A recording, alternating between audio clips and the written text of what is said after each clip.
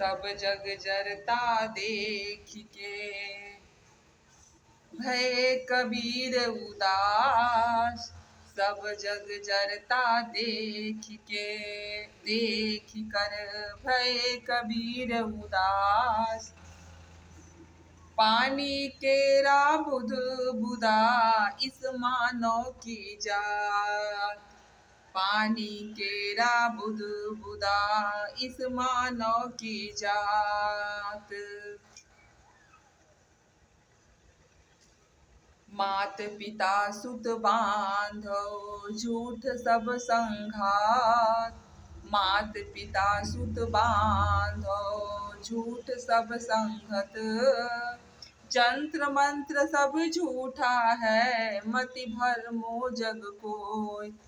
इस जग के मति में, रिश्ते में प्रभु को मत विसारिए, क्योंकि वही है जिसे जीवन का नैया पार लगेगा।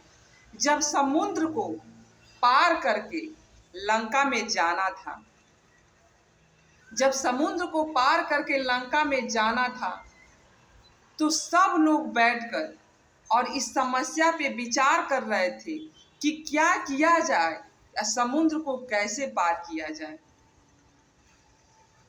तो लोगों ने पहले सोचा कि समुद्र से विनती किया जाए, निवेदन किया जाए कि हमको उस पार जाना है, और वही हमें रास्ता दिखाएंगे कि समुद्र के पार हम कैसे जाएं। अगर न माने समुद्र देवता, तब इसका कोई दूसरा उपाय सोचा जाए। यह निश्चय करके अनुसार 3 दिन तक राम कुश बिछाकर समुद्र से विनती करते रहे कि हे समुद्र देवता, आप हमें रास्ता दीजिए। जब वो नहीं मानते हैं, जब समुद्र देवता का कोई उत्तर नहीं आता है, तो प्रभु राम जो है क्रोधित होकर धनुष पर कठिन बाण चढ़ाते हैं। समुद्र के भीषण हलचल होने लगती है, समुद्र के भीतर जो है हलचल होने लगती है और धुआं उठने लगता है। तट पर जहाँ जहाँ, समुद्र के तट पर जहाँ जहाँ भूमि फट जाती है, समुद्र में रहने वाले जो जलचर हैं अकुला उठते हैं। सागर के लहरों से बीच प्रकट हुए समुद्र देवता और बोले, भगवान से क्षमा मांगते हैं, कहते हैं कि मुझे क्षमा करिए, मैं एक उपाय बताता हूं जिससे आपकी सेना उस पार जा सकती है। आपके सेना में नल नाम का एक वानर है, उसने अपने पिता से समुद्र पर पुल बांधने की विद्या सीखा है। जितने आपके इसमें सेना वानर हैं, उसमें एक नल नाम का है वानर, जिसने अपने पिता से समुद्र पे पुल बांधने की विद्या प्राप्त किया है, सीखा है, और वानर सेना उस पार उतर जाएगी। आपने जो बाण चढ़ाया है, जो आपने हमसे क्रोधित होकर जो बाण चढ़ाया है, उससे मेरी उत्तरी तट पर बसे हुए दुष्टों का संहार करिए। इस बाण को आप रोक लीजिए, और जो उत्तर तट पे दुष्ट बसे हुए हैं उनका इस बाण से संहार करिए। इतना कहकर समुद्र देवता जो है अदृश्य हो जाते हैं। राम के बाण छोड़ते ही सारा जो भूमि था वो रेगिस्तान बन गया। अगले दिन समुद्र पर पुल बनने लगा। सारी वानर सेना पत्थर वृक्ष ढो ढो कर लाने लगे। बड़ी बड़ी शिलाएं समुद्र में फेंकते गए, एक गेंद के भांति जय श्री राम करते गए, और बड़े बड़े पत्थर वृक्ष उठा के गेंद के भांति वह समुद्र में फेंकते गए। सेतु की रचना करते समय 5 दिन में सेतु बांधकर तैयार कर दिया गया। 5 दिन लग गए सेतु बांधने में।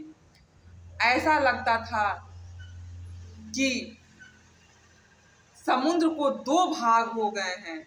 ऐसा पुल बांधा गया, ऐसा सेतु बांधा गया कि जैसे लगता था कि एक ही समुद्र को 2 भागों में बांट दिया गया है।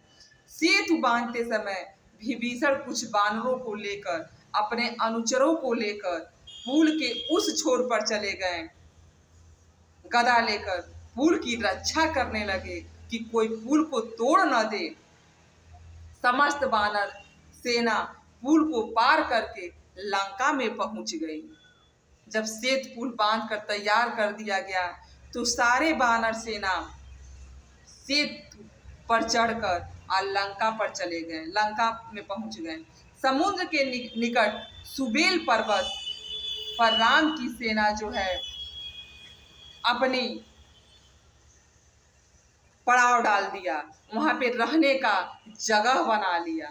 वानर जहां जहां फल फूल देखे वहां खाने लगे।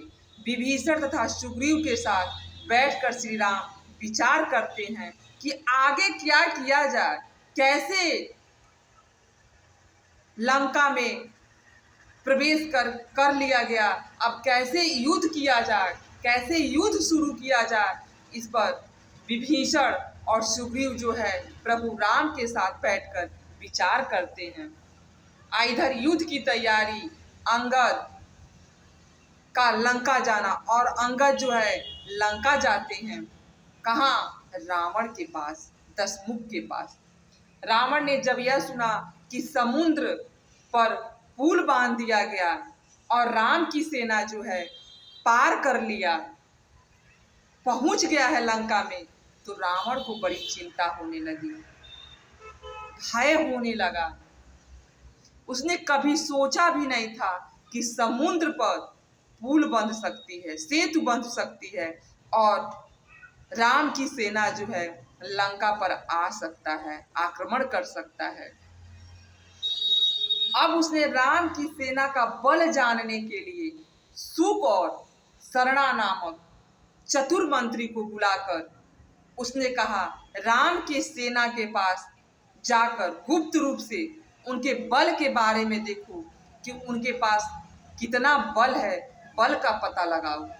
सुक और सरना दोनों लोग जो हैं पता लगाने के लिए राम की सेना में प्रवेश करते हैं। अति उतंग गिरि पादप लील्यो लेहि उठाय, आनि देहि नल नीलहि रचैत सेतु बनाय। अति उतंग गिरि पादप लील्यो लेहि उठाय, आनि देह नल नीलहि रचैतु सेतु बनाय। नल और नील दोनों मिलकर सेतु पुल बांध देते हैं और प्रभु राम की सेना जो है लंका में प्रवेश कर देता है और वह जाकर सुबेल पर्वत पर सारे सेना जो हैं अपना पड़ाव डाल देते हैं, रहने का स्थान बना लेते हैं। और प्रभु राम जो है अब युद्ध के बारे में विचार कर रहे हैं कि क्या किया जाए जिससे हम लोग पहले युद्ध न करके रावण को समझाया जाए। अगर वो मान जाता है दशमुख तो हमें युद्ध करने की कोई ज़रूरत नहीं है। वो सीता को प्रेम पूर्वक स्नेह के साथ अगर हमारे पास ला देता है। बोलिए सियावर राम।